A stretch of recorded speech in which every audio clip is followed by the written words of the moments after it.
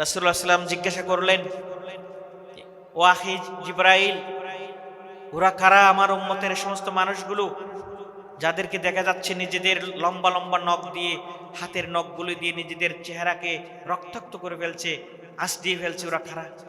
জিবরাইল আলাইহিস সালাতু ওয়াস সালাম বললেন, ইয়া রাসূলুল্লাহ, আপনার উম্মতের সমস্ত মানুষ যারা মানুষের নিরপরাধ, মানুষের চুগলখড়ি করত, গীবত করত, মানুষের ইজ্জত সম্মানকে বুলন্ডিত করত, আরেকজনের ব্যাপারে বলে বলে এমনি এমনি আরেকজনের গীবত এবং চুগলখড়ি করত, ওরাই তো আল্লাহ তাআলা তাদেরকে এই কঠিন শাস্তি দিচ্ছেন তাদের এই গীবত এবং চুগলখড়ির কারণ।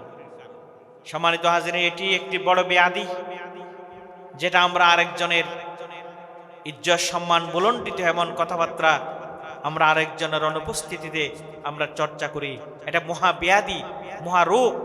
আমরা আরেকজনের দোষের কথাগুলো, গীবত, পরচর্চা, পরনিন্দাগুলো, এটা মারাত্মক। ইসলাম সমগ্র মানুষের জীবনের নিরাপত্তার জন্য কিছু জিনিসকে বাধ্যতামূলক করে দিয়েছে। মানুষের জীবন যেন নিরাপদ থাকে, এই জন্য আল্লাহ তাআলা কোরআনে কারীমে বলছেন, মানুষের রক্তপাত করা, মানুষের জীবন হানি করা হারাম, তোমাকে জাহান্নামে যেতে হবে। জীবনের গ্যারান্টি দিয়েছেন। মানুষ শুধু জীবনে বেঁচে থাকলে হবে না, মানুষকে একটু ইজ্জত সম্মান নিয়ে থাকতে হবে। এই ব্যবস্থাটা আল্লাহ রাব্বুল আলামিন কোরআনে কারীমের আয়াত নাজিল করে তাম পৃথিবীর মানুষকে বললেন, মানুষ আশরাফুল মাখলুকাত, এই আশরাফুল মাখলুকাতকে আমি আল্লাহ সৃষ্টি করেছি, তার ইজ্জতের গ্যারান্টিও আমি আল্লাহ নিশ্চিত করেছি। কোনো মানুষকে ইজ্জত নষ্ট করা, কোনো মানুষের পরনিন্দা করে তার ইজ্জত হানি করা হারাম, হারাম। আল্লাহ কোরআনে কারীমে আয়াত নাজিল করে দিয়েছেন, ইজ্জতের হেফাজতের আল্লাহ ব্যবস্থা করেছেন, আল্লাহর একটা ব্যবস্থা। তাহলে একজন মানুষের যদি আপনি ইজ্জত নষ্ট করেন, তার ব্যাপারে মন্দ সন্দ বলেন, এটা থোড়া মোড়া ব্যাপার নয়। আল্লাহ, আপনি আল্লাহর বিধান লঙ্ঘন করলেন, কারণ আল্লাহ ওই মানুষের বনে আদমের আশরাফুল মাখলুকাতের ইজ্জতের রক্ষা করার গ্যারান্টি আল্লাহ দিয়েছে। এজন্য আল্লাহ তাআলা কোরআনে কারীম বলছেন, আইয়ুহিব্বু আহাদুকুম মাইয়াকুলা লাহমা আখিহি মাইতান ফাকারিহতুমু। আল্লাহ তাআলা এই আয়াতের আগে বলছেন, যারা আরেকজনের পরনিন্দা করে, আরেকজনের ইজ্জত সম্মান নিয়ে টানাটানি করে তাকে তুমি হেয় প্রতিপন্ন করছো, এরকম তুমি কি মরাবাইয়ের গোশত খাইতে চাইবে? তার মানে মরাবাইয়ের গোশত খাওয়া যেমন নাকি খুবই অপছন্দনীয় একটা কাজ। আপনার একজন ভাই মারা গেল, আপনি সুখী কাতর, আপনার দুঃখ ভারাক্রান্ত হৃদয় নিয়ে আপনি কোনো মানুষকে তার সেই মরাবাইয়ের গোশত খেতে চাইবে? এটা যেমন অসম্ভব, এটা যেমন খুব নাপছন্দনীয় কাজ। তো ধ্রুব আল্লাহ তাআলা কোরআনের কারীমে বলছেন, ও তুমি আরেকজনের ইজ্জত সম্মান নষ্ট করার জন্য তার ব্যাপারে যে বলে বলে তার ব্যাপারে তুমি ইজ্জত সম্মান তাকে নষ্ট করে দিচ্ছ, মানুষের সামনে তাকে হেয় প্রতিপন্ন করছো, এটা হলো তোমার ওই মরাবাইয়ের গোশত খাওয়ার মতো গুনাহের কাজ। তাহলে এই কথাটুকু আল্লাহ বলার মাধ্যমে সমাজের মানুষের ইজ্জত সম্মানের গ্যারান্টি আল্লাহ দিয়েছেন। কিন্তু আমাদেরকে সেগুলো মানতে হবে। আমাদের সমাজের এই চর্চা বন্ধ করতে হবে, পরিবারে বন্ধ করতে হবে, মহিলাদের ভিতরে বন্ধ করতে হবে, পুরুষদের ভিতরে বন্ধ করতে হবে। ইমাম বুখারী আলাইহির রহমা বিশ্ববিখ্যাত মুহাদ্দিস, আমরা যার নাম শুনি, যার নামে দোয়া করলে, যার উসিলাতে দোয়া করলে দোয়া কবুল হয়, অভিজ্ঞ মুহাদ্দিসিন ইকরাম বলেছেন, আল্লাহুম্মা ইন্না নাসআলুকা বিআবদিকা সালেহ আল ইমাম আল বুখারী, আল্লাহ তোমার প্রিয় বান্দা বুখারীর উসিলা দিয়ে দোয়া করি। বড় বড় মুহাদ্দিসগণ বলছেন, আমরা এরকম মুসিবতের সময় যখন ইমাম বুখারীর নাম ধরে দোয়া করেছি, আল্লাহ আমার দোয়া কবুল করেছেন। এরকম মুহাদ্দিসগণ অভিজ্ঞতার লব্ধ কথা বলেছেন। সেরকম মানুষ ইমাম বুখারী কিরকম সাধারণ মানুষ ন, আয়াতুম মিন আয়াতিল্লাহ। ইমাম বুখারী হচ্ছেন এই জমিনের উপরে আল্লাহর একটা বড় কুদরত, একটা বড় নিদর্শন। সূর্য যেমন আল্লাহর কুদরতের প্রমাণ, এই আসমান যেমন থেমে আছে হাজার হাজার লক্ষ লক্ষ বছর কোনো স্তম্ভ ছাড়া, এটা যেমন আল্লাহর কুদরতের দলিল। সূর্য উদিত হয় পশ্চিমা, পূর্ব আকাশে অস্ত যায় পশ্চিমা, কোনো ব্যতিক্রম নাই, এটা যেমন আল্লাহর কুদরতের প্রমাণ। তো দ্রুপ ইমাম বুখারী হচ্ছেন এই জমিনের উপরে আল্লাহর একটা বড় কুদরতের দলিল হচ্ছেন ইমাম বুখারী। ওনাকে একবার জিজ্ঞাসা করা হয়েছে, এই দুনিয়ার মানুষরা, সুদ যে আমি আল্লাহ হারাম করেছি, আমার নবী হারাম করেছেন, এই কথা তোমাদের জানার পর, এই সংবাদ তোমাদের কানে পৌঁছার পর, যদি তোমরা সুদি কাজ কারবার না ছাড়ো, সুদিলে সুদের টাকা না ছাড়ো, ফাআযানু বিহারবিম মিনাল্লাহ, তোমরা জেনে রাখো আমি আল্লাহর তরফ থেকে যুদ্ধের ঘোষণা করছি তোমাদের বিরুদ্ধে। কে বলছেন? আল্লাহ বলছেন। ফাআযানু বিহারবিম মিনাল্লাহ। সম্মানিত হাজিরিন, আমাদেরকে সেই সুদ সম্পর্কে, এই সুদ মানুষকে রক্ত শুষে ফেলছে, অর্থনীতিকে ধ্বংস করে দিচ্ছে, গরিবকে আরো গরিব বানাচ্ছে, ধনী আরো ধনী হয়ে যাচ্ছে, এই ইন্টারেস্টের, এই সুদের জাতাকলে পড়ে। এই জন্য আমাদেরকে সুদ সম্পর্কে সতর্ক থাকতে হবে। নামাজ পড়ে, রোজা রাখে, হজ করেন 3 বার 4 বার, কিন্তু সুদী লেনদেন করেন, খবরদার এটা যেন না হয়। এটা সুদ মানুষকে এরকম করে।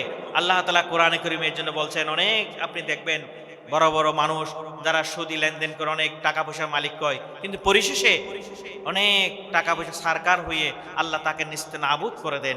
আল্লাহ কোরআনে কারীমের জন্য বলছেন, ইয়ামহাকুল্লাহু রিবা ওয়া ইউরবিস সাদাকাত। আল্লাহ বলছেন, তোমরা যারা সুদী লেনদেন করবা, সুদ দিয়ে টাকা ইনকাম করবা, আল্লাহ তোমাদের এই সুদের ইনকামকে মিটিয়ে দেবেন, নিচ্ছিন্ন করে দিবেন। আর যদি তোমরা সাদাকাত করো, দান করো, অসহায় মানুষের কাছে তোমরা অর্থায়ন করো, ইনভেস্ট করো, এগুলাতে আল্লাহ তাআলা তোমাদেরকে বাড়িয়ে দিবেন, তোমাদের সমৃদ্ধি দান করবেন। এই জন্য আমাদেরকে সে পথে যেতে হবে। সম্মানিত হাজিরিন, তাহলে এক গেল যারা সুদী এরকম কাজ কারবার করে। আউযু বিল্লাহি মিনাশ শাইতানির রাজীম। বিসমিল্লাহির রহমানির রহিম। ইন্নাল্লাহা ওয়া মালাইকাতাহু ইউসাল্লুনা আলান নবী يا أيها الذين آمنوا صلوا عليه وسلموا تسليما صلى الله على سيدنا محمد وآله وصحبه وسلم صلى الله على سيدنا محمد وآله وصحبه وسلم بلغ العلا بكماله كشف الدجى بجماله حسنت جميع خصاله صلوا عليه وآله. نبينا الآمر الناهي فلا أحد أبر في قول الله منه ولا نعم بلغ العلا بكماله كشف الدجى بجماله حسنت جميع خصاله صلوا عليه وآله. أعوذ بالله من الشيطان الرجيم. بسم الله الرحمن الرحيم. قل أبالله وآياته ورسوله كنتم تستهزئون لا تعتذروا فقد كفرتم بعد إيمانكم. وقال تعالى في آية أخرى واصبر نفسك مع الذين يدعون ربهم بالغداة والعشي يريدون وجهه صدق الله مولانا العظيم. ঐতিহ্যবাহী পদুয়া নিজ তালুক কিশোর আলো পরিষদের উদ্যোগে আয়োজিত 13তম ঐতিহাসিক সিরাতুন নবী সাল্লাল্লাহু আলাইহি ওয়াসাল্লাম মাহফিলের আজ এই মুবারক মুনাওয়ার মাহফিলের সম্মানিত সভাপতি,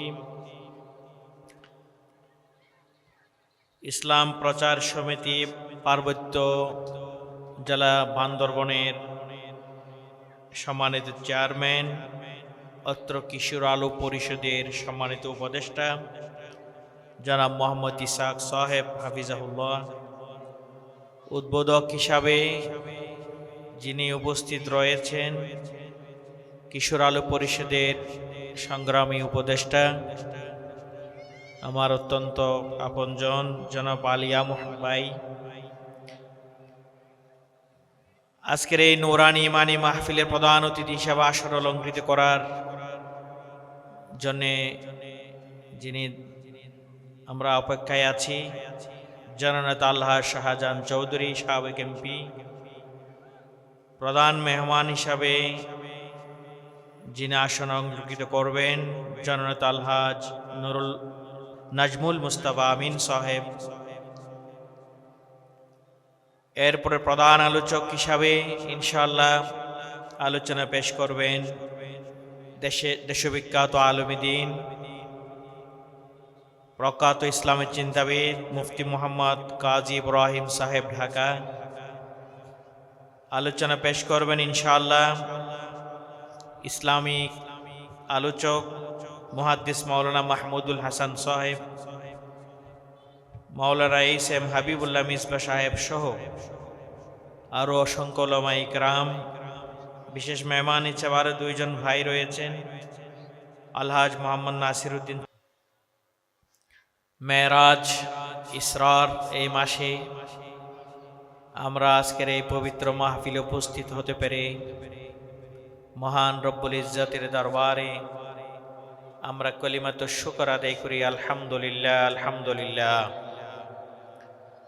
আমরা আল্লাহ তাআলার কোটি কোটি শুকরিয়া আদায় করি এই জন্য আল্লাহ তাআলা আমাদেরকে ঈমানদার বানিয়েছেন, ঈমান আমাদেরকে আমাদের অন্তর ঈমান দিয়েছেন, এটা আল্লাহর বড় মেহেরবানি।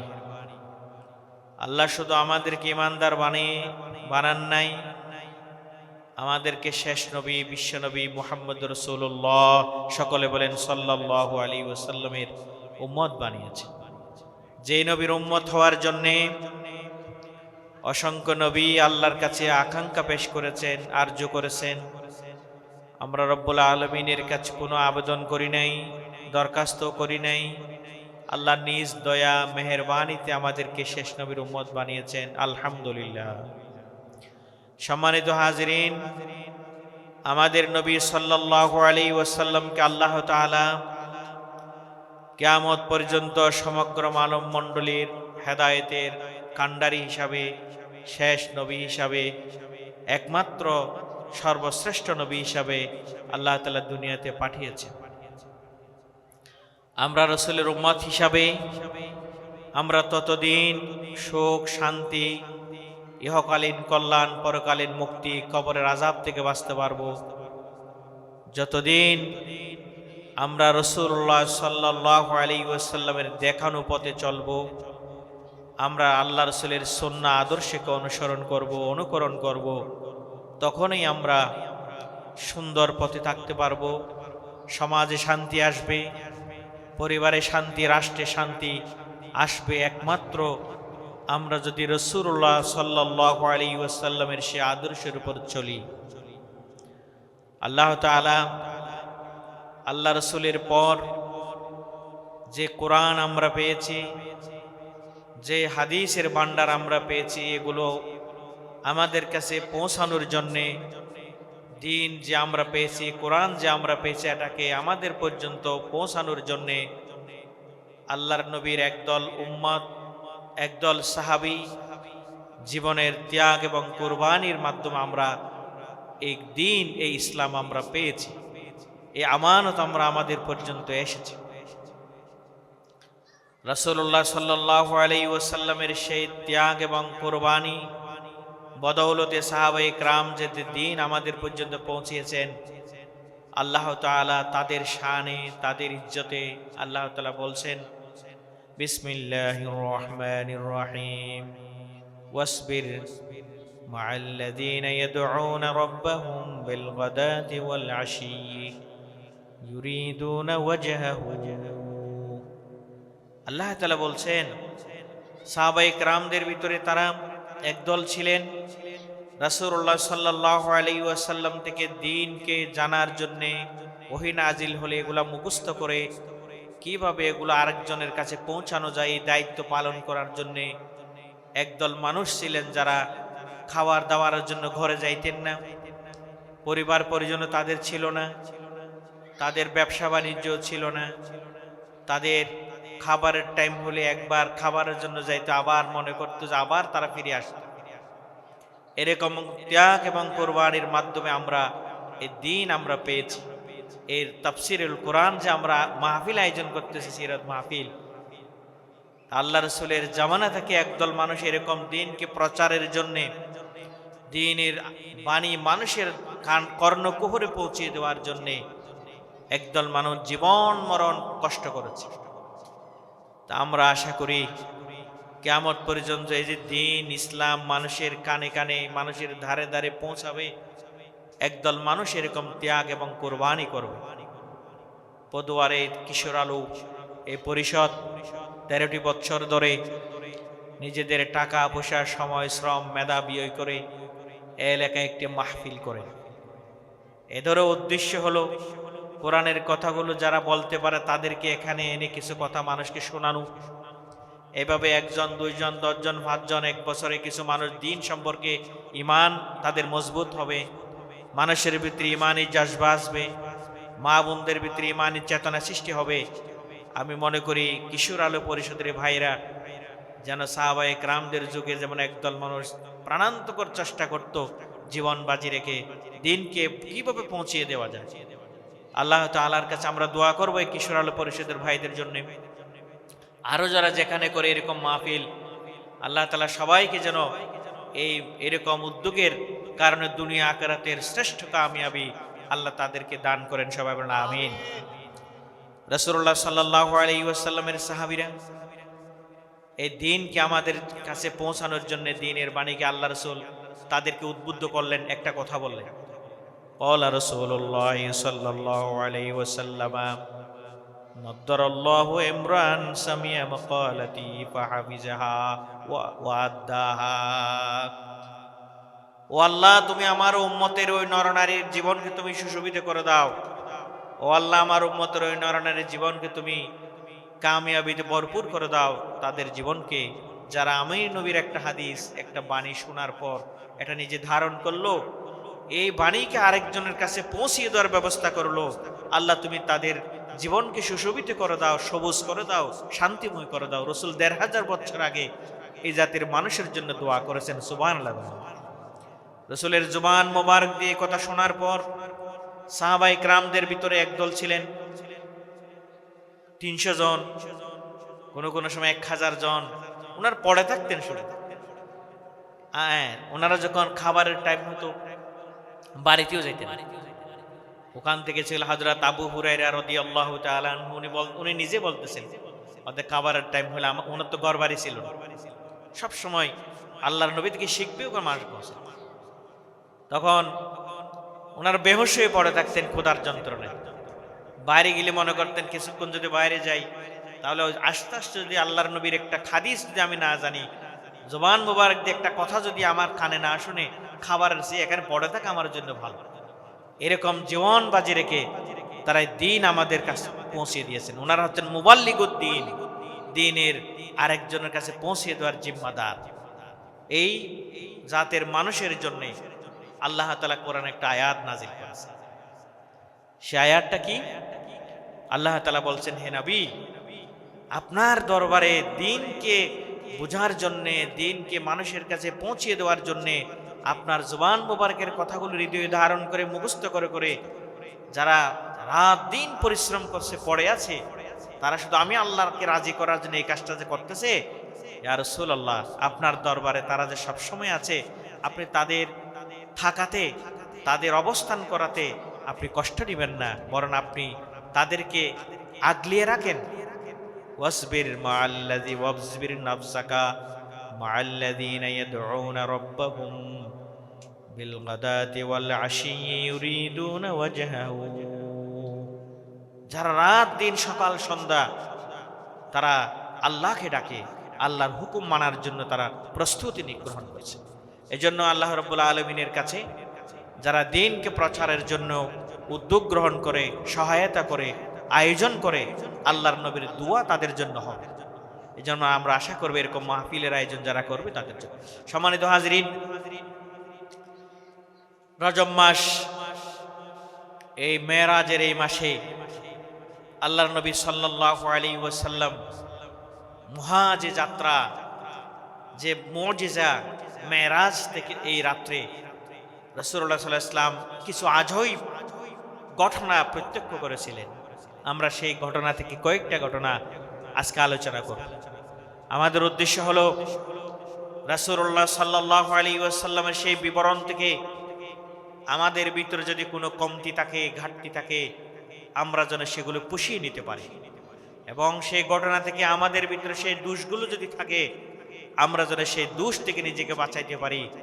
আমরা সেই ঘটনাগুলো আজকে কয়েকটা আলোচনা করার চেষ্টা করব। সম্মানিত হাজরিন, আল্লাহ তাআলা রাসূলুল্লাহ সাল্লাল্লাহু আলাইহি ওয়াসাল্লামের শানে বলছেন, সুবহানাল্লাযী ইসরা বিআবদিহি লাইলাম মিনাল মাসজিদিল হারামি ইলাল মাসজিদিল আকসা। আল্লাহ তাআলা বলছেন, আমি আল্লাহ পুত পবিত্র, তার যিনি তার বান্দাকে ভ্রমণ করিয়েছেন আল্লাহর ঘর থেকে, মসজিদ হারাম থেকে বাইতুল মাকদিস পর্যন্ত। তারিখের কিতাবে আছে আল্লাহ তাআলা রাসূলকে মসজিদ হারাম থেকে যখন সফর করলেন বুরাক দিয়ে, প্রথমে যাইতে যাইতে মদিনা শরীফ, যেখানে আল্লাহ রাসূল বর্তমান মসজিদে নববী, আল্লাহ রাসূলের হুজরা কবর শরীফ যেখানে আছে, ওইটা ছিল খেজুর বাগান। রাসূলুল্লাহ ইসলামের মেরাজ হচ্ছে হিজরতের 6 মাস, 1 বছর বা 18 মাস আগে। আল্লাহ রাসূল মদিনা শরীফ দেখেন নাই। যেখানে হিজরত করবেন, জিবরাইল গিয়ে রাতের বেলায় সফর, মক্কা শরীফ থেকে যাত্রা শুরু হলো, বাইতুল মাকদিস চূড়ান্ত মঞ্জিল, সেখান থেকে আরশে আজিম যাবেন। এই দূরত্ব হলো প্রায় 1500 কিলোমিটার। মসজিদ মক্কা শরীফ থেকে ফিলিস্তিন মসজিদ আকসা প্রায় 1500 কিলোমিটার দূরত্ব, প্রায় 900 মাইল কাছাকাছি, 900 মাইল দূরত্ব। সামান্য রাতের কিছু অংশে এশারের পর ফজরের আগে এই কিছু সময়ের জন্য আল্লাহ তাআলা বাইতুল মাকদিস গেলেন। সে যাওয়ার সময় যাত্রা বিরতি হলো মদিনা শরীফ।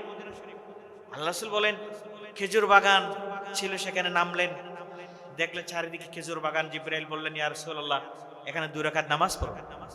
সেখানে 2 রাকাত নামাজ পড়লেন।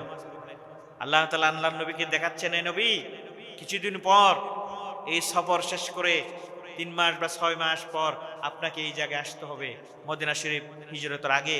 ওখানে নামলেন। এরপরে সেখান থেকে মুসা আলাইহিস সালাতু ওয়াস সালাম যেই জায়গায় তুর পাহাড়ে, তুর সাইনা, যেখানে আল্লাহ তাআলার সাথে কথা বলছিলেন, তাজাল্লিতে যে পাহাড়টা, ওখানে যাত্রা বিরতি হলো। এরপরে সেখান থেকে যাত্রা শুরু হলো আবার হযরত ঈসা আলাইহিস সালাতু ওয়াস সালাম যে জায়গায় জন্মগ্রহণ করেছিলেন, বাইতুল লাহম, ওখানে আল্লাহ রাসূলের যাত্রা বিরতি ছিল। এরপরে বাইতুল মাকদিস আল্লাহর নবী গিয়েছেন। আল্লাহ তাআলা কোরআন শরীফে বলছেন, লিনুরিয়াহু মিন আয়াতিনা, আমি আমার নবীকে এরকম সফরের ব্যবস্থা করেছি, আমি আমার অসংখ্য কুদরত, অসংখ্য নিদর্শন সশক্কে বাস্তবে আমার নবীকে আমি পরিদর্শন করাবো। সুবহানাল্লাহ। আজকে আমরা সেই ঘটনা থেকে কয়েকটা ইনশাআল্লাহ আলোচনা করব। রাসূলুল্লাহ সাল্লাল্লাহু আলাইহি ওয়াসাল্লাম দেখলেন একদল মানুষ সেই রক্তপুজের সাগর, পানি, নদী, ওখানে সাঁতরাচ্ছে। তারা অস্থিরভাবে সেই রক্তপুঞ্জ এই সাঁতরানো অবস্থায় তারা কুলে উঠতে পারতেছিল। জিবরাইলকে জিজ্ঞাসা করলেন, ও ভাই, ওই সমস্ত মানুষ কারা? এটা মেরাজের রাতে আল্লাহ তাআলা আল্লাহর নবীকে প্র্যাকটিক্যাল দেখিয়েছেন। জিবরাইলকে আল্লাহ রাসূল বললেন, জিবরাইল আল্লাহ রাসূলকে বললেন, ইয়া রাসূলুল্লাহ, ওরা হচ্ছে আপনার উম্মতের ওই মানুষগুলো, আকিলুর রিবা ইয়াসবাহু ফি নাহরি দামিন। ইমাম বুখারী শরীফের হাদিস বর্ণিত আছে, যারা সুদের লেনদেন করেছে, সুদী জীবন যাপন করেছে, সুদ খেয়েছে, সুদের ব্যবসা করেছে, ওই সমস্ত মানুষগুলোকে আল্লাহ তাআলা তাদের মরণের পর যে শাস্তি দিবেন সেই শাস্তির একটা নমুনা আল্লাহর নবী কি প্র্যাকটিক্যাল দেখিয়েছে। ওরা ওই পচা রক্তপুজের সাগরে তারা সাঁতার কাটতে থাকবে, ওখান থেকে তারা উঠতে পারবে না, কত আযাবের ভিতরে তারা থাকবে। সম্মানিত হাজরিন, আল্লাহ তাআলা কোরআনে কারীমের ভিতরে সুদকে হারাম করেছেন। আজকে জামানা এমন হয়ে গিয়েছে, আমাদের ব্যবসার ক্ষেত্রে সুদ ঢুকে গেছে, মানুষের রন্ধ্রে রন্ধ্রে সুদের কাজ কারবার এখন ছড়াছড়ি। মানুষ জেনে বুঝে সুদের দিকে ধাবিত হচ্ছে। মানুষ অনেক সময় সুদকে তারা ইন্টারেস্ট বলে, লাভ বলে, কিন্তু সেটা সুদ এরকম একটা খারাপ জিনিস। রাসূলুল্লাহ হাদিস শরীফে বলেছেন, কোন মানুষ যদি তার নিজের জন্মদাত্রী মাকে বিয়ে করে, নাউজুবিল্লাহ, মায়ের সাথে ব্যভিচার করলে নাউজুবিল্লাহ যেরকম গুনাহ হবে, তার চেয়ে 70 গুণ বেশি গুনাহ হয় সুদের কারণে যারা সুদ খায়। কি মারাত্মক ধরনের গুনাহ আল্লাহ সুদকে হারাম করেছেন। এরকম সুদের লেনদেন করা, সুদ খাওয়া, সুদের টাকা নিয়ে ব্যবসা করা। ধরেন সামনে রমজান মাস আসবে, অনেকে বলল, ভাই আমি ব্যবসা করবো পদুয়া বাজারে, আমাকে 2 লক্ষ টাকা দাও, আমি কিছু ব্যবসা করি, ঈদের পরে তোমাকে কিছু বকশিশ দেব, হাদিয়া দেব। ডাইরেক্ট সুদ হয়ে যাবে। সুদ, এরকম যারা সুদ খায় তাদেরকে আল্লাহ রাব্বুল আলামিন কোরআনে কারীমের অসংখ্য আয়াতে তাদের আযাবের কথা সেখানে আল্লাহ তাআলা বলছেন। তো রাসূল বললেন, ওরা কারা? জিবরাইল বললেন, আপনার উম্মতের যারা সুদখোর তাদের এই শাস্তি আল্লাহ তাআলা দিবেন। এই জন্য যারা আল্লাযীনা ইয়াকুলুনার রিবা, আল্লাহ তাআলা কোরআনে কারীমে বলছেন, ও আমার বান্দারা যারা সুদ খাইবা, সুদে লেনদেন করবা, সুদের ব্যবসা করবা, সুদের টাকা নিয়ে তুমি ব্যবসা করো, সুদি ব্যাংক থেকে লোন নিয়ে ব্যবসা করো, ওখানে আপনার সুদ আছে, সুদের সাথে জড়ানো। আল্লাহ তাআলা কোরআনে কারীমে বলেন, ওয়াল্লাযীনা ইয়াকুলুনার রিবা লা ইয়াকুমুন নাসু ইল্লা ইয়াতাখাব্বাতুহু শাইতানু মিনাল মাস। যারা সুদে লেনদেন করেছে, আল্লাহ তাআলা বলছেন কাল কিয়ামতের ময়দানে আল্লাহ তাআলা যখন সিংহায় ফুঁক দিবেন, সমস্ত বনি আদম যখন কবর থেকে উঠে কিয়ামতের ময়দানের দিকে ছুটতে থাকবে, একদল মানুষ তারা হাঁটতে পারবে না, তারা রাস্তায় পড়ে যাবে, তারা যেন হাবাগোবা, তাদের হাসরের ময়দানে তারা পড়ে যাবে, বিধ্বস্ত হয়ে যাবে, যেন তাদেরকে জিন্নাত আসর করেছে। সম্মানিত হাজরিন, আল্লাহ তাআলার কোরআনের ঘোষণা হচ্ছে, যারা এরকম করে সুদে লেনদেন করে সুদ খাবে, তাদেরকে আল্লাহ তাআলা কিয়ামতের ময়দানে কোটি কোটি হাসরের ময়দানের মানুষের সামনে বেইজ্জত করবে, সবাই চিনতে পারবে ওরা হচ্ছে সুদখোর। হাদিস শরীফে আছে, তাদের কি হবে? তাদের পেট খুব বড় বড় হবে, বুতুনুহুম কালবুয়ুত, তাদের এক একটা পেট হবে ঘরের মতো, দালান কোঠার মতো পেট করে দেবেন আল্লাহ। সে পেটের কারণে তারা নড়াচড়া করতে পারবে না। ফিহাল হাইয়াত, রাসূল বলেছেন ওই সুদখোরদের পেটের ভিতরে আল্লাহ তাআলা বিষাক্ত সাপ দেখা যাবে। তোরা মিন যাহিরি বুতুনিহিম, কিয়ামতের ময়দানে সেই সুদখোরের সে শাস্তি হবে। আল্লাহ তাআলা আল্লাহর নবীকে সেই মেরাজের রাত্রে সেটি দেখিয়েছেন। তাই আমাদের শিক্ষা হলো, পবিত্র মেরাজের আজকের এই রাত্রে 26শে রজবের এই রাত্রে আমাদেরকে শিক্ষা নিতে, ভাইগণ, আমরা সুদী লেনদেনে যাব না, আমরা সুদী ব্যবসা করব না, সুদের ধারে কাছেও আমরা যাব না। এই জন্য আমাদেরকে সেই লেনদেন থেকে, সেই কাজ কারবার থেকে বাঁচতে হবে। রাসূলুল্লাহ সাল্লাল্লাহু আলাইহি ওয়াসাল্লাম ভবিষ্যৎবাণী করেছেন ১৫০০ বছর আগে, ইয়াতি আলান নাসে জামান, আমার উম্মত এমন একটা সময় আসবে তারা সুদী কাজ কারবারে যুক্ত হবে, কেউ যুক্ত না হলেও সুদের ধুলাবালি থেকে কেউ মুক্ত থাকতে পারবে না। এই জন্য আল্লাহ রাব্বুল আলামিনের কাছে আমরা ফরিয়াদ জানাই, আমাদের অর্থনীতি, আমাদের সামগ্রিক ব্যবস্থাপনার জন্য ইসলামী অর্থনীতি হয়, ইসলামিকভাবে যেন লেনদেন করে আমার সুদ থেকে বাঁচতে পারি। রব্বুল আলামিন আমাদেরকে সেই ধরনের ব্যবস্থা করে দেয়। সকল বলে আমিন। আল্লাহ চাইলে পারে না? আল্লাহ চাইলে পারে। আমাদের ধরেন আপনি সুদ থেকে বাঁচতে চান, কিন্তু যে এমন লেনদেন আপনাকে জড়িয়ে যাবেন, সেখানে আপনি বাঁচতে চাইলে বাঁচতে পারবেন না। কিন্তু প্রাণান্তকর চেষ্টা করতে হবে একজন ইমানদারকে, আমি সুদ থেকে বাঁচবো, এটা চেষ্টা করেই যেতে হবে। এবং সামগ্রিকভাবে রব্বুল আলমিনের কাছে দোয়া করব, চেষ্টা করতে হবে যেন আমাদের সমাজটা সুদভিত্তিক না হয়ে জাকাত ভিত্তিক হয়, ইনসাফ ভিত্তিক হয়। সে প্রচেষ্টা আমাদেরকে চালাইতে হবে। আল্লাহ চাইলে পারে কিনা? আল্লাহ চাইলে পারে। এটাকে অসম্ভব মনে করার কোনো কারণ নাই, এটাকে ঠাট্টা করা যাবে না। আল্লাহ চাইলে পারে। রাসূলুল্লাহ সাল্লাল্লাহু আলাইহি ওয়াসাল্লাম নবম হিজরিতে গরমের মৌসুম, মদিনা শরীফের সব খেজুর মাত্র পেকেছে, মদিনা শরীফের মানুষের 1 বছরের খাবারের মজুদ হবে, এবছর খেজুর তারা তুলবেন। এমন টাইমে আল্লাহর নির্দেশ আসলো, আল্লাহর নবীকে অর্ডার দিন, আল্লাহ এ রাসূল তাবুক যুদ্ধে যেতে হবে, জিহাদের ময়দানে যেতে হবে। রাসূল সাহাবায়ে কেরামদেরকে ঘোষণা করলেন যে চলো সবাইকে যেতে হবে। আল্লাহ রাসূল স্বয়ং সেই তাবুক যুদ্ধের সেনাপতির দায়িত্বে ছিলেন, আল্লাহর নবী সাল্লাল্লাহু আলাইহি ওয়াসাল্লামের নেতৃত্বে ছিলেন। তখন আল্লাহ রাসূল সাহাবায়ে কেরামদেরকে উৎসাহমূলক কথাবার্তা বললেন। এক পর্যায়ে বললেন, কুসুর শাম, এ আমার সাহাবায়ে কেরাম জেনে রাখো, দিন বেশি দূরে নয়, সিরিয়ার রাজপ্রাসাদগুলো, সিরিয়ার সে ক্ষমতাধর এই রাষ্ট্রগুলো আল্লাহ তাআলা একদিন আমাদের হাতে বিজয় দিবেন। সুবহানাল্লাহ। এই কথা বললেন। এই কথা শোনার পর কিছু মুনাফিক টাইপের লোক, তারা অথচ আল্লাহ রাসূলের কাফেলায় আছে, তারা ঈমানও এনেছিল, তারা কিন্তু ঠাট্টা বিদ্রুপ করছে। হতে আবার সিরিয়া বিজয় হবে, এটা কি সম্ভব? এটা শক্তিধর রাষ্ট্র। রাসূলুল্লাহ সাল্লাল্লাহু আলাইহি ওয়াসাল্লাম সেই কাফেলায়, সেই কাফেলার নেতৃত্বে ছিলেন কিছু লোক আগে, ওরা কাফেলার আগে ছিল, ওরা এরকম কথা বলছে।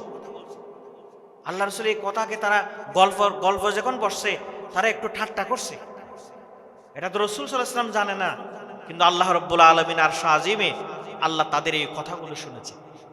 আল্লাহ শুনে কোরআনে কারীমের যে আয়াতটি আমি আপনাদের সামনে তিলাওয়াত করেছি, সে আয়াতটি ওই সমস্ত মানুষের শানে নাজিল করে কিয়ামত পর্যন্ত মানুষকে সতর্ক করেছেন, খবরদার আল্লাহর দ্বীন নিয়ে, কোরআন নিয়ে, নামাজ নিয়ে, রোজা নিয়ে, হজ নিয়ে, পর্দা নিয়ে, ইসলামের কোনো বিধিবিধান নিয়ে ঠাট্টা করবা না, হাসিতে উড়াই দিও না। আল্লাহ সাবধান করে দিয়েছেন তামাম পৃথিবীর মানুষকে কোরআনে কারীমের আয়াত দিয়ে। আল্লাহ তাআলা কি বললেন? হে রাসূল, আপনি তাদেরকে ডাকেন। এই আয়াত নাজিল হওয়ার পর তাদেরকে ডাকা হলো। তারা আল্লাহ রাসূলের সামনে উপস্থিত। ইয়া রাসূলুল্লাহ, আমরা এমনি গল্প করার সময় বলছিলাম, আমরা এমনি খাটি খাটি বলি নাই। আল্লাহ তাআলা বলছেন, খবরদার, কুল, হে রাসূল আপনি বলে দিন তাদেরকে, আবিল্লাহ ওয়া আয়াতিহি ওয়া রাসূলিহি কুনতুম তাস্তাহজিউন। এই মানুষেরা, তোমরা তো আল্লাহর কথা নিয়ে, আল্লাহর কোরআনের আয়াত নিয়ে এবং আল্লাহ রাসূলের কথা নিয়ে তোমরা ঠাট্টা বিদ্রুপ করেছো, তোমরা গল্প করেছো, হাসি তামাশা করেছো। লা তাতাজিরু, তোমাদের কোনো উযর আমি আল্লাহ গ্রহণ করব না, তোমরা বেয়াদবি করেছো। ফাকাদ কাফারতুম বাদা ঈমানিকুম, তোমরা ঈমানদার হয়েছিলা, কিন্তু রাসূলের হাতে কালমা পড়ে মুমিন হয়েছিলা, কিন্তু তোমরা এখন কুফরি করেছো, তোমাদের আর ঈমান নাই। সবাই বলেন সুবহানাল্লাহ। তাহলে এই আয়াতের ভিতরে সমগ্র উলামায়ে কেরাম, মুফাসসিরিনে কেরাম বলেছেন, আল্লাহর কোরআনের কোনো ভবিষ্যৎবাণী নিয়ে, রাসূলুল্লাহ সাল্লাল্লাহু আলাইহি ওয়াসাল্লামের পবিত্র জবানের কোনো ভবিষ্যৎবাণী নিয়ে, ইসলামের কোরআন হাদিস দ্বারা প্রমাণিত কোনো বিধিবিধান, দাড়ি, টুপি, পর্দা, নামাজ, রোজা, হজ, যাকাত, এগুলা নিয়ে কোনো ইমানদার কোনোদিন মশকারি করবেন না, ঠাট্টা করবেন না, কথা দিয়ে ফাজলামি করে উড়াই দিবেন না। আল্লাহ সাবধান করে দিয়েছেন। এটা তাবুক যুদ্ধের ঘটনা। তখন সবাই আশ্চর্য হয়ে গেল, কিরে, আমরা কাফেলার একাকি বসে বসে বলছিলাম, কে আল্লাহ রাসূলকে বলে দিল? আরশ আজিমের মালিক আমাদের মনের খবর জানেন, সে রব্বুল আলামিন এখন আছে না নাই? এখনো আছে। সম্মানিত হাজিরিন, বলতে যাচ্ছিলাম, মেরাজের রাত্রে যে কঠিন শাস্তির মুখে পড়া একদল মানুষের চিত্র আল্লাহর নবী সাল্লাল্লাহু আলাইহি ওয়াসাল্লাম দেখলেন, তারা ছিল সুদখোর। এই জন্য এই সুদী কাজ কারবার থেকে যেমন বাঁচতে হবে, সুদী কাজ কারবার থেকে যেন আমরা বাঁচতে পারি, আল্লাহ যেন আমাদেরকে ইসলামী তরিকা ইসলামী অর্থনীতিতে দেশ রাষ্ট্র চলতে পারে, সেই প্রচেষ্টা রাখতেই হবে এবং সেই নিয়ত রাখতে হবে, সেই প্রচেষ্টাও করতে হবে, আল্লাহর কাছে দোয়াও করতে হবে। সম্মানিত হাজিরিন, আল্লাহ তাআলা যে দুই প্রকার মানুষের জন্য কোরআনে কারীম এবং হাদিসে কুদসিতে আছে, বুখারী শরীফও আছে, আল্লাহ স্বয়ং যুদ্ধ ঘোষণা করেছেন। এক প্রকার মানুষ হলো যে সমস্ত মানুষ, এই কোরআনের ওই আয়াতটা সূরা বাকারার নাজিল হয়েছে কখন? যখন আল্লাহ তাআলা সুদকে হারাম করে কোরআনের আয়াত নাজিল করলেন, তাদেরকে একটু সময় দিলেন, তোমরা যারা মূলধন মানুষকে লাগিয়েছো মূলধনগুলো দিয়ে দাও, সুদ আর নেওয়া যাবে না, যেহেতু কোরআন আল্লাহ নিষেধ করেছে। তা বাকিগুলো ছেড়ে দাও, যা নিয়েছো নিয়েছো, এখন থেকে কাটাও। এবং আল্লাহ তাআলা সতর্ক করে আয়াত নাজিল করেন, ফাইল্লাম তাফআলু, যদি তোমরা তোমাদের মূলধনগুলো নিয়ে নাও আর শুধু একটা পয়সা তোমরা হাতে নিবে না।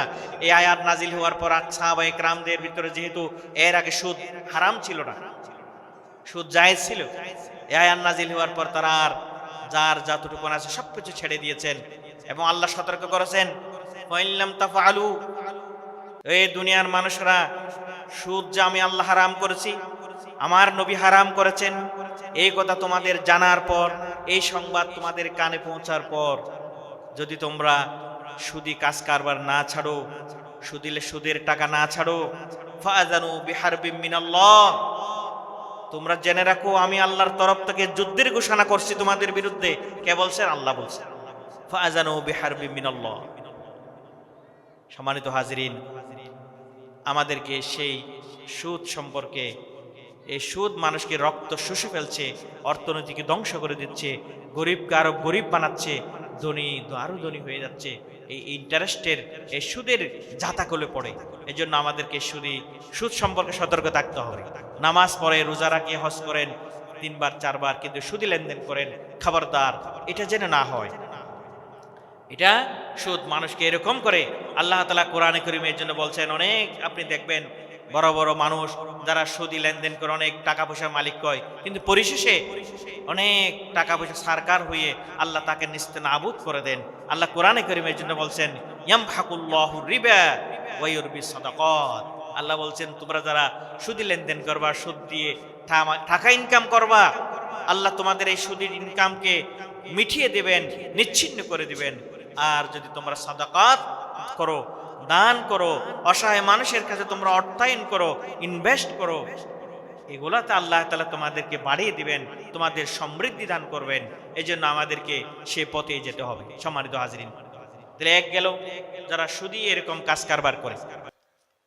2 নম্বরে রাসূলুল্লাহ সাল্লাল্লাহু আলাইহি ওয়াসাল্লাম মেরাজ রজনীতে আল্লাহ তাআলা যেহেতু কোরআনে কারীমে বলছেন, আমি আমার নবীকে অনেক নিদর্শন দেখাবো, লিনুরিয়াহু মিন আয়াতিনা, আমার অনেক নিদর্শন আমি আল্লাহ আমার নবীকে দেখাবো। 2 নম্বর দেখলেন একদল মানুষ, তারা নিজেরা একটা পাথর নিয়ে তারা নিজেদের মাথায় নিজেরা পাথর মারছে। নাউজুবিল্লাহ, আল্লাহ তুমি আমাদেরকে আযাব থেকে বাঁচাও, সকল না আমিন। আল্লাহ রাসূল জিবরাইলকে বলেন, ও আখি, ও আমার ভাই জিবরাইল, একদল মানুষ তো দেখা যাচ্ছে নিজেদের হাতে একটা বড় পাথর, ওই পাথর দিয়ে নিজেরা নিজেদের মাথার ভিতর আঘাত করছে, ওরা কারা? তখন জিবরাইল আলাইহিস সালাতু ওয়াস সালাম আল্লাহর নবী সাল্লাল্লাহু আলাইহি ওয়াসাল্লামকে বললেন, ওরা হচ্ছে আপনার উম্মতের ওই সমস্ত লোক যারা নিজেদের ফরজ নামাজকে নষ্ট করে ফেলেছে, ফরজ নামাজ তরক করেছে, নষ্ট করে ফেলেছে। ওই নামাজ নষ্ট করার কারণে আল্লাহ তাআলা তাদেরকে একটা শাস্তি দিলেন, নিজেদের হাতে নিজের একটা পাথর নিয়ে নিজেদের মাথায় মারবে, এরকম শাস্তির ভিতরে থাকতে হবে। ও মুসলমান ভাইগণ, ও পর্দার অন্তরালের মা বোনেরা, আল্লাহ তাআলা আমাদের জন্য যে নামাজ দিয়েছেন মেরাজে, আল্লাহ তাআলার পক্ষ থেকে শ্রেষ্ঠ উপঢৌকন, শ্রেষ্ঠ উপহার, সেই নামাজ আমাদেরকে আল্লাহর সান্নিধ্যে যেমন নিয়ে যাবে, আল্লাহর নৈকট্যবান বান্দা হিসেবে যেমন নামাজ আমাদেরকে পরিগণিত করবে, তদ্রূপ আমরা যদি নামাজকে নষ্ট করে ফেলি, নামাজ পরিত্যাগ করি, সেই নামাজ পরিত্যাগকারীর শাস্তি হিসাবে আল্লাহ তাআলা আল্লাহর নবীকে মেরাজ রজনীতে দেখিয়েছেন, নিজের মাথায় নিজে পাথর মেরে চুরমার করতে হবে। এই বিশ্বাস কিন্তু রাখতে হবে। এই জন্য আমাদেরকে নামাজের ব্যাপারে কোনো ধরনের কম্প্রোমাইজ, কোনো ধরনের অবহেলা যেন আমরা না করি। আমাদেরকে সে মেরাজের শিক্ষা থেকে এটা গ্রহণ করতে হবে। আল্লাহ তাআলা কোরআনে কারীমের মাঝে ওই যে সমস্ত মুসল্লি, যে সমস্ত নামাজি নামাজের ব্যাপার উদাসীন, নামাজের ব্যাপারে গাফেল, তাদের ব্যাপারে আল্লাহ তাআলা বলছেন ফাওয়াইলুল লিল মুসাল্লিন আল্লাযীনা আন সালাতিহিম সাহুন। ওই সমস্ত মুসল্লিদের জন্য আক্ষেপ, ওই সমস্ত মুসল্লিরা শাস্তির উপযোগী, ওই সমস্ত মুসল্লিরা শাস্তি পাওয়ার উপযুক্ত যারা নামাজের ব্যাপারে গাফেল, উদাসীন। আল্লাহর কোরআনের আয়াত। ভাই, আমরা নামাজ কোনোদিন ছাড়বো না। নামাজ আমাদেরকে অন্য সব ভালো গুণের দিকে ধাবিত করবে। আপনি নামাজ ছাড়বেন, হাজারো খারাপ কাজ আপনার আমল নামে যুক্ত হয়ে যাবে। এই জন্য আমাদেরকে সে নামাজ যেন আমাদের জীবন থেকে বাদ না যায়। কোনো প্রাপ্তবয়স্ক নারী পুরুষ সেই প্রত্যয় আজকে ফদুয়া কিশোর আলোর এই মাহফিল থেকে আমাদের সিদ্ধান্ত নিতে হবে, কোনো অবস্থাতে যেন আমরা নামাজ পরিত্যাগ না করি। এটা আমার জন্য কাল কিয়ামতের ময়দানে কঠিন আযাবের অপেক্ষা করতেছে। আল্লাহ তাআলা কোরআনে কারীমে বলছেন ফাখালাফা মিন বাদিহিম খালফুন আদাউস সালাত ওয়াত্তাবাউশ শাহাওয়াত। আল্লাহ তাআলা কোরআনে কারীমের আয়াত নাজিল করে বলেছেন একদল মানুষ এই দুনিয়াতে স্থলাভিষিক্ত হবে, দুনিয়াতে আবির্ভূত হবে, যারা নামাজ নষ্ট করে ফেলবে। আল্লাহর কোরআনের আয়াত ওয়াখালাফা মিন বাদিহিম খালফুন আদাউস সালাত ওয়াত্তাবাউশ শাহাওয়াত ফাসাউফা ইয়ালকাউনা গায়্যা। আল্লাহ তাআলা বলছেন একদল মানুষ এই জমিনে আবির্ভূত হবে, স্থলাভিষিক্ত হবে, তারা নামাজ নষ্ট করবে। ভাই, লক্ষ লক্ষ হাজার হাজার মানুষ আপনি এমন পাবেন, বা একটু সূরা ফাতিহাটা বলেন, সে বলতে পারবে। শত শত এমন বনি আদম পাবেন, ভাই আপনি যে নামাজের আল্লাহু আকবার করে কিভাবে নিয়ত করে নিয়তটা বলেন, লক্ষ লক্ষ মুসলমানের বাচ্চা ছেলে মেয়ে আছে, আপনি আশ্চর্য হয়ে যাবেন যে আপনারা হয়তো, আমরা এমন এলাকায় থাকি যেখানে অধিকাংশ মানুষ নামাজ পড়ে, অধিকাংশ মানুষ দ্বীনি টাচে আর ভিতর আছে, কিন্তু এমন অনেক আমাদের দেশে ছেলে মেয়ে মানুষ আছে, মুরব্বী আছে, যারা আলহামদুলিল্লাহ পড়তে পারে না, অথচ সে মুসলিম, অথচ তার দাড়ি পেকে গেছে, অথচ ওই বাচ্চা কত উচ্চ শিক্ষিত, সূরা ফাতিহাটা পড়তে পারে না, নামাজের দুইটা সূরাও তার মুখস্থ নাই, নামাজের কে তাসবিহগুলো তার জানা নাই। তাহলে সে কোনোদিন যদি মসজিদে যাচ্ছে, তার নামাজ তো হচ্ছে না, নামাজ নষ্ট হয়ে যাচ্ছে। এই জন্য আল্লাহ তাআলা ১৫০০ বছর আগে কোরআনের আয়াত নাজিল করে বলছেন এমন একদল মানুষের আবির্ভাব হবে, স্থলাভিষিক্ত হবে, আদাউস সালাত, নামাজকে নষ্ট করে ফেলবে, নামাজের সূরা কেরাত জানে না, শুদ্ধভাবে কোরআন তেলাওয়াত করতে জানে না, নামাজ নষ্ট করে ফেলবে। সম্মানিত হাজিরিন, মেরাজের এই আজকে ২৬ রজব, আল্লাহ নবী সাল্লাল্লাহু আলাইহি ওয়াসাল্লাম যে মেরাজ রজনীতে ঘটনা দেখছেন, নামাজ যারা এভাবে ফরজ নামাজকে যারা নষ্ট করেছে, বরবাদ করেছে, তাদের শাস্তি হলো নিজের হাতে নিয়ে নিজেকে পাথর মারতে হবে। তাই সেদিন আসার আগেই যেন আমরা নামাজকে শুদ্ধভাবে পড়তে পারি, কোরআন যাদের অশুদ্ধ, আমরা যেন কোরআন শুদ্ধ করে পড়ি, নামাজের সূরাগুলো যেন আমরা শিখিনি, নামাজের পদ্ধতি যেন আমরা রপ্ত করে নিই, আমাদের সন্তানদেরকে যেন আমরা নামাজ শিখাই, তাহলেই আমাদের এই মেরাজের শিক্ষা কার্যকর হবে। সম্মানিত হাজিরিন, এই জন্য রাসূলুল্লাহ সাল্লাল্লাহু আলাইহি ওয়াসাল্লাম সেটুকুন দেখেছেন। এরপরে রাসূলুল্লাহ সাল্লাল্লাহু আলাইহি ওয়াসাল্লাম ওই দিন আসার সময় দেখেছেন আরেক প্রকার মানুষ নিজেদের হাতের নখগুলো অত্যন্ত লম্বা লম্বা, সে তামার রূপার নখের মতো শক্ত, লাহুম আজফারুন ইয়াখমিশুনা বিহা উজুহাহুম, তারা নিজেদের লম্বা লম্বা নখ দিয়ে নিজেদের চেহারাগুলোকে আঁচড়াচ্ছে, ক্ষতবিক্ষত করে ফেলছে, নিজেরা নিজেদের চেহারাকে নিজেদের লম্বা লম্বা নখ দিয়ে তাদের চেহারাগুলোকে ক্ষতবিক্ষত করে রক্তাক্ত করে ফেলছে।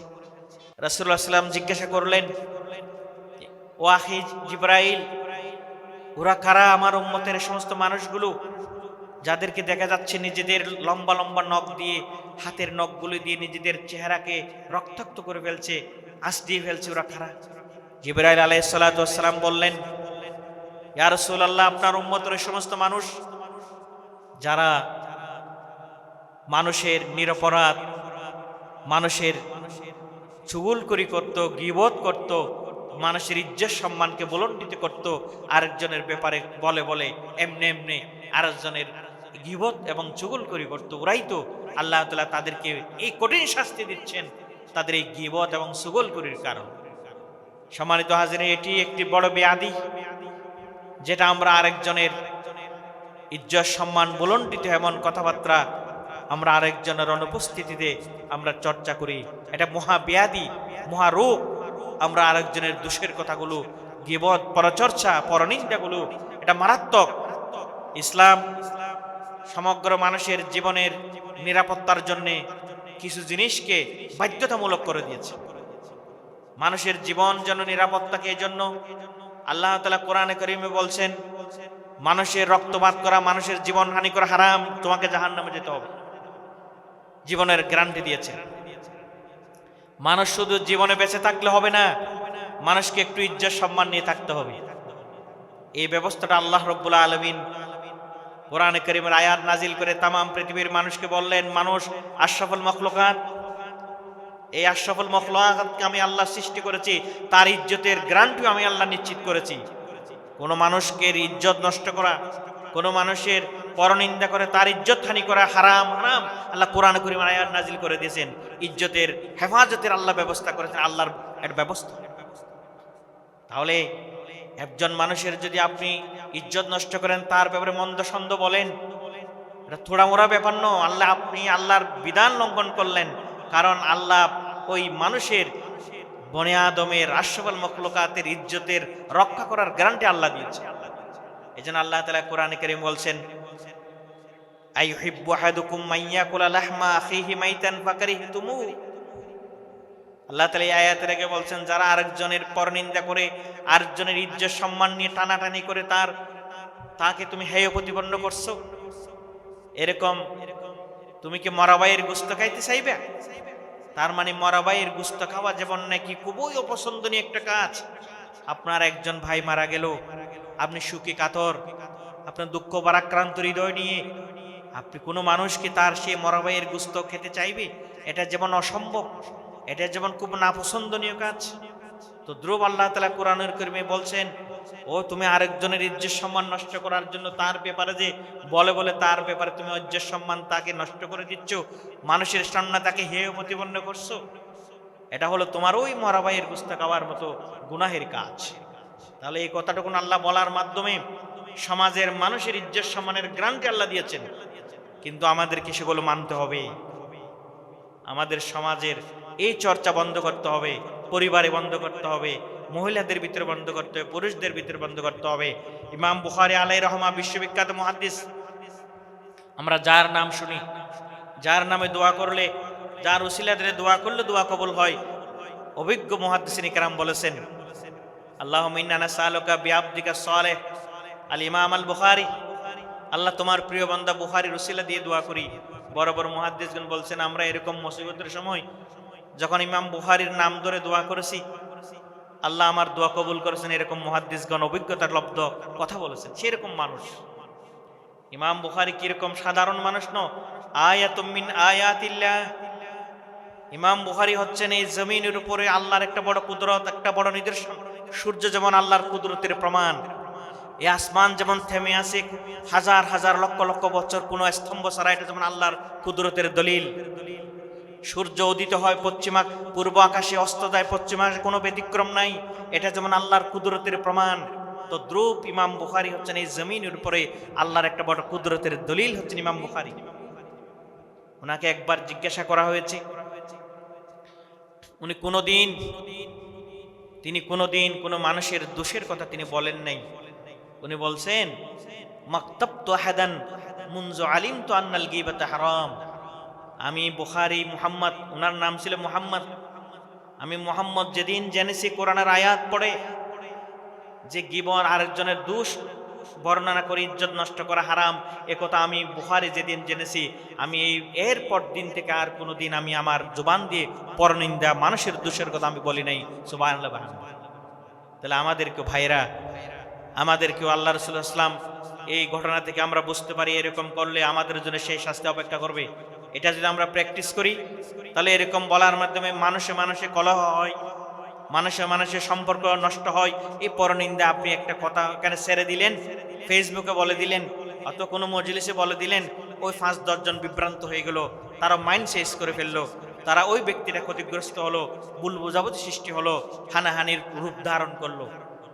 তাহলে এই জন্য এই পরনিন্দা আল্লাহ এমনিতে হারাম করেন নাই, এটা মানুষের হক নষ্ট হয়ে যাচ্ছে, আপনি এটা পোষাইতে পারবেন না। আল্লাহ এই জন্য রাসূলুল্লাহ সাল্লাল্লাহু আলাইহি ওয়াসাল্লাম হাদিস শরীফে আছে, যারা এরকম আপনি যা অতীতে করেছেন কপ্পারা কি তার কাছকে থেকে মাপ নিয়ে নিতে, ভাই আমি ভুল করে আপনার ব্যাপারে এরকম বলেছি, আমাকে মাফ করে দিবেন, না হলে আল্লাহ মাফ করবেন না। এবং যে মানুষগুলোর আপনি করেছেন কাছে নাই, মাপ চাওয়ার সুযোগ নাই, আজকে থেকে সিদ্ধান্ত নেন। দ্বিতীয় পদ্ধতি হলো তাদের জন্য আল্লাহর কাছে দোয়া, আল্লাহ আমি অমুক বান্দার ইজ্জত নষ্ট করেছি, আল্লাহ তুমি তাকে মাফ করে দাও। এই জন্য সারা জীবন যতদিন পারবেন যাদের এরকম ইজ্জত করেছেন, নষ্ট করেছেন, পরনিন্দা করে তাদের অবর্তমানে তাদের জন্য সবসময় দোয়া করতে হবে, তাহলে আল্লাহ মাফ করবেন, না হলে মাফ করবেন না। সম্মানিত হাজরিন, এরপরে রাসূলুল্লাহ সাল্লাল্লাহু আলাইহি ওয়াসাল্লাম যে আরেক প্রকার মানুষ দেখলেন, যে এক প্রকার নারী, তারা ব্যভিচারের কারণে তাদের স্তনগুলো, আল্লাহ মাফ করুক, তারা হেসডিয়ে চলছিল। তখন আল্লাহ রাসূল বলছিলেন, ও জিব্রাইল, ওরা কারা?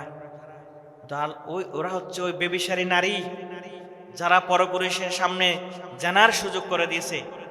চোখের জানা, হাতের জানা, পর্দা মেনটেন না করার কারণে সে জানাহের গুনাহ করেছে, আল্লাহ তাকে সে শাস্তি দিচ্ছেন। রাসূল ইসলাম শশককে দেখে এসেছেন। পর্দা মেনটেন করে একজন মা বোনের জন্য এটা আল্লাহর নির্দেশ, ফরজ আইন, পর্দা মেনটেন করতে হবে। আপনি যখন বাইরে যাবেন, স্বাভাবিক পোশাকের উপর আপনাকে একটু ঢিলে ঢালা চাদর, শাল, যেটা বোরকা বলে ঢেকে যেতে হবে। ওয়াইদুনিনা জুনু, আল্লাহ তাআলা কোরআনে কারীমের আয়াতে বলছেন যে তারা তাদের মাথা এবং সিনার উপরে তারা পর্দা ঢেলে দিয়ে যাবে, বেপর্দা যাওয়া যাবে না। একজন মা বোন যদি পর্দা লঙ্ঘন করেন, তিনি নিজে গুনাহগার হবেন না, আর অসংখ্য মানুষকে গুনার ভিতরে ঠেলে দিবেন। একজন ভাই, একজন বোন নামাজ পড়েন নাই, তিনি গুনাহগার নিজে একজন হবেন। তিনি কোরআন তেলাওয়াত করেন নাই, হজ করেন নাই, তিনি গুনাহগার একজন হবেন। যাকাত দেন নাই, গুনাহগার তিনি একজন হবেন। কিন্তু যিনি পর্দা লঙ্ঘন করলেন, বেপর্দা মানুষকে জানা ব্যভিচারের সুযোগ করে দিলেন, ও মা আপনি আরো হাজারো পুরুষকে গুনার ভিতরে শামিল করলেন। এই জন্য রাসূলুল্লাহ সাল্লাল্লাহু আলাইহি ওয়াসাল্লাম বলেছেন, যা কোন মহিলা যখন পর্দাহীন মহিলা খারাজাত, যখন ঘর থেকে বের হয়, ইস্তাশরাফাহাত শয়তানু, শয়তান ওই মহিলাকে হাজারো মানুষকে গুনাহের জন্য প্রলুব্ধ করে। ক্বালা রাসূলুল্লাহ সাল্লাল্লাহু আলাইহি ওয়াসাল্লাম। এজন্য আমাদের মা বোনদেরকে পর্দা মেনটেন করতে হবে। যে আমরা একজন মা বোন বের হচ্ছেন, আপনি শ্বাস গোজ বের হওয়ার সময় করেন, বাড়িতে যখন আপনি থাকেন, স্বামীর সাথে যখন আপনি থাকেন, আপনি এলোমেলো হয়ে থাকেন। অথচ আল্লাহর নবী বলছেন, ও মেয়েরা আপনি বাড়িতে স্বামীর সামনে শ্বাসগুজ করে থাকবেন। বাইরে যখন মেয়েরা যাবে, তারা পারফিউম ব্যবহার করবে না, সুগন্ধি ব্যবহার করবে না, রূপকে তারা লুকিয়ে রাখবে। এটাই হলো আল্লাহর নবীর শিক্ষা, আল্লাহর কোরআনের নির্দেশ।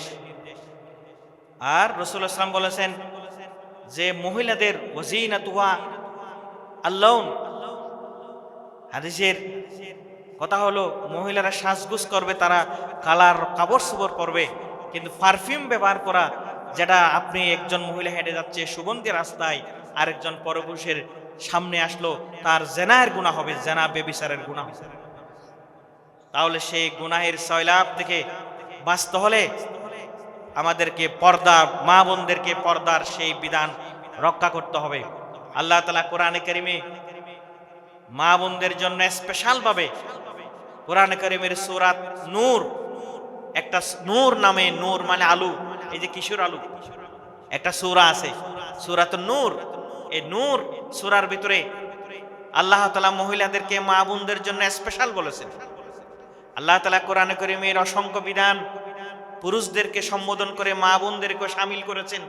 কিন্তু আল্লাহ তাআলা পর্দার কথা যখন বলছেন, আল্লাহ তাআলা মহিলা মা বোনদেরকে স্পেশাল ভাবে আলাদাভাবে উল্লেখ করেছেন, কুল্লিল মুমিনিনা ইয়াগুদ্দু মিন আবসারিহিম ওয়া ইয়াহফাযু ফুরুজাহুম যালিকা আযকা লাহুম। এরপর আল্লাহ তাআলা বলছেন ওয়া কুল্লিল মুমিনাতি ইয়াগুদ্দুনা মিন আবসারিহিম। ও মা বোনরা, আল্লাহ তাআলা আপনাদেরকে সেই স্পেশাল নির্দেশ দিয়েছেন। পর্দা আল্লাহর বিধান, আমি একটু আগে বলছিলাম ফরজ বিধান। এটাকে যদি আপনি পর্দা মানি, আপনি ঘরে বন্দী হয়ে থাকা নয়, প্রয়োজনের সময় আপনি বাইরে যেতে পারবেন, প্রয়োজনের সময় আপনি বাইরে গিয়ে কাজকর্ম সারতে পারবেন, কিন্তু আপনাকে পর্দা মেনটেন করে যেতে হবে। এটা প্রমাণ কি? জাহেলি যুগে কোরআন যখন নাজিল হচ্ছে, আল্লাহ তাআলা কোরআনে কারীমের সূরা আহজাবের একটা আয়াত নাজিল করলেন। সে আয়াতটা কি? ওয়াকারনা ফি বুয়ুতিকুন্না ওয়ালা তাবাররাজনা তাবাররুজাল জাহিলিয়াতিল উলা।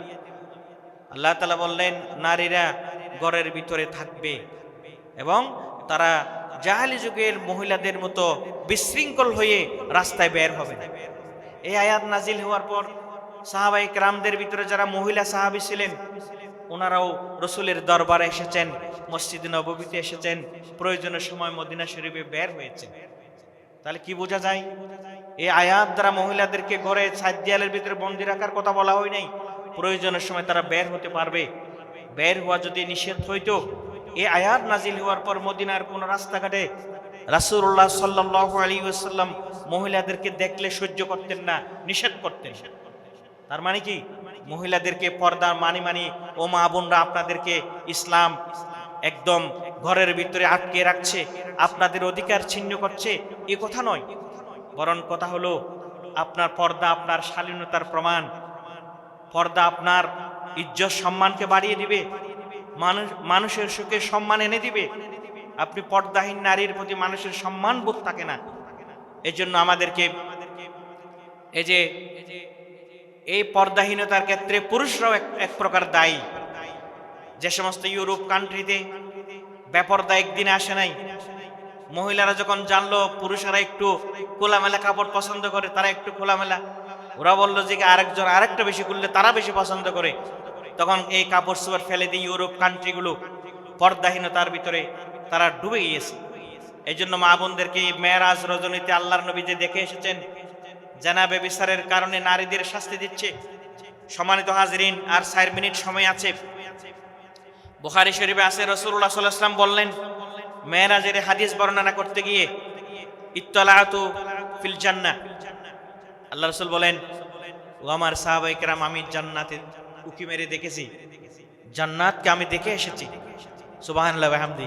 ইত্তালাতু ফিল জান্নাহ, আল্লাহর নবী বলেন, আমি জান্নাতে গিয়ে এরকম উকি মেরে হাফ দিয়ে চাইলে, ইত্তালাতু ফিল জান্নাহ, আমি জান্নাতে উকি মেরে দেখেছি। কিরকম?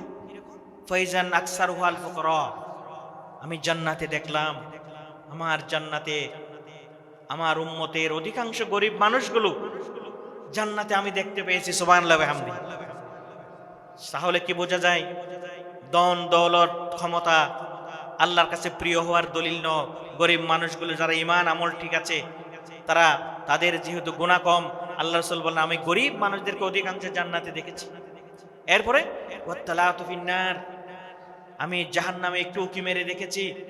ফাইজান আকসারু আহলিয়া আন-নিসা, আমি অধিকাংশ জাহান্নামের অধিবাসীদের ভিতরে বেশিরভাগ মহিলা দেখেছি। নাউজুবিল্লাহ মিন যালিক। আল্লাহ রাসূল বলেন, ইত্তালাতু ফিন্নার, আমি জাহান্নামে উকি মেরে দেখলাম, ফাইজান আকসারু আহলিয়া আন-নিসা, অধিকাংশ দেখেছি জাহান্নামীদের মহিলারা দেখছে। তাহলে এই হাদিসের ব্যাখ্যা আছে, মা বোনদেরকে সতর্ক করা হচ্ছে, আপনারা চাল চলনে নারীর অবাধ্যতায় আপনাদের অনেক গুনাহের সম্ভাবনা থাকে। এজন্য মা বোনদেরকে বলবো যে আপনারা ইসলামের বিধান মেনে চলবেন। আপনারা এখন আম্মা জান আয়েশার উত্তরসূরি, আপনারা হলেন ফাতেমা রাদিয়াল্লাহু তাআলা আনহার উত্তরসূরি। আপনাদেরকে সেই জীবন যাপন করতে হবে। তাহলে আপনাদের নেত্রী ফাতেমা জাহরা রাদিয়াল্লাহু তাআলা আনহার জান্নাতে তাদের সাথে দেখা হবে।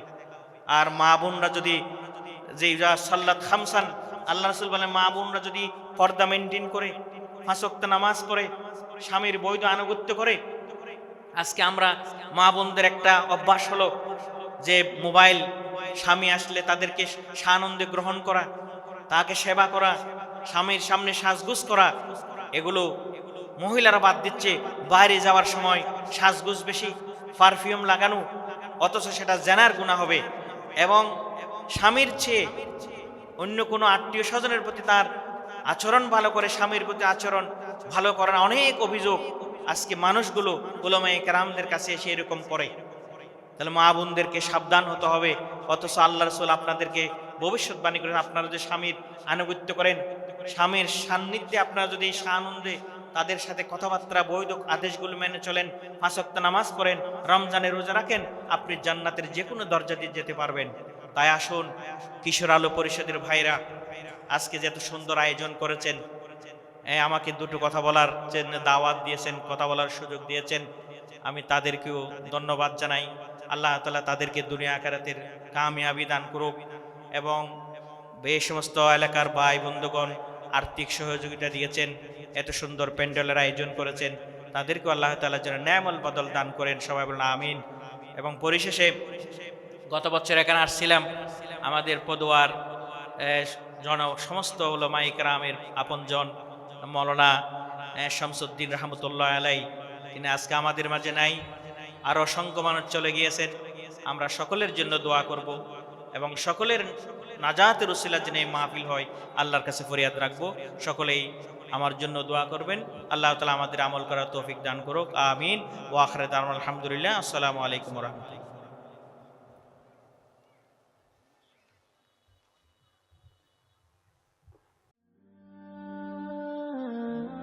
আইইউবি মিডিয়া, অপসংস্কৃতি মুক্ত আধুনিক ভিডিও সেন্টার।